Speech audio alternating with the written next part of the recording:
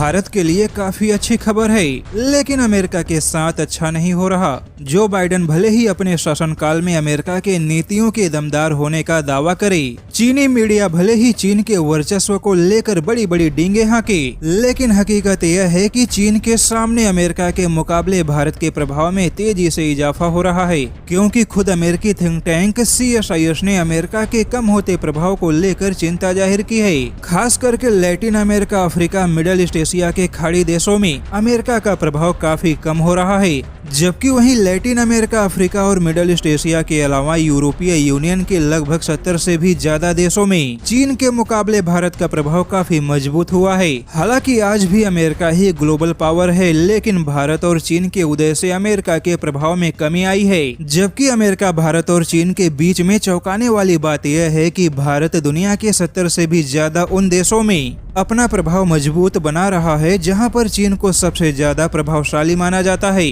और अमेरिका के कम होते प्रभाव का अंदाजा इसी से लगाया जा सकता है कि पिछले 3 सालों में कई सारे अरब देशों ने अमेरिका के साथ कई सारे समझौते को कैंसिल किया है, जबकि वहीं संयुक्त अरब अमीरात और सऊदी अरब जैसे देश भारत के बड़े व्यापारिक साझेदार बन गए। और ऐसे ही बदलते माहौल के आधार पर दावा किया जा सकता है कि भारत और चीन अगले 40 सालों में अमेरिका को पीछे छोड़ देंगे। और अच्छी बात यह है कि भारत की जनसंख्या ही भारत की सबसे बड़ी ताकत बनेगी। वहीं पश्चिमी देशों की कम होती जनसंख्या पश्चिमी देशों की सबसे बड़ी कमजोरी होगी। और कम होते जनसंख्या का सबसे बड़ा नुकसान दुनिया के सबसे बड़े देश रसिया को होगा, क्योंकि भारत के मुकाबले लगभग 6.25 गुना बड़ा रसिया के पास में लगभग 6 करोड़ की आबादी भी नहीं होगी। जबकि वहीं भारत हर जगह पर चीन को चुनौती देते हुए विकास की नई ऊंचाइयां छुएगा और दुनिया भर के कंपनियों में भारतीय कामगारों का ही दबदबा होगा।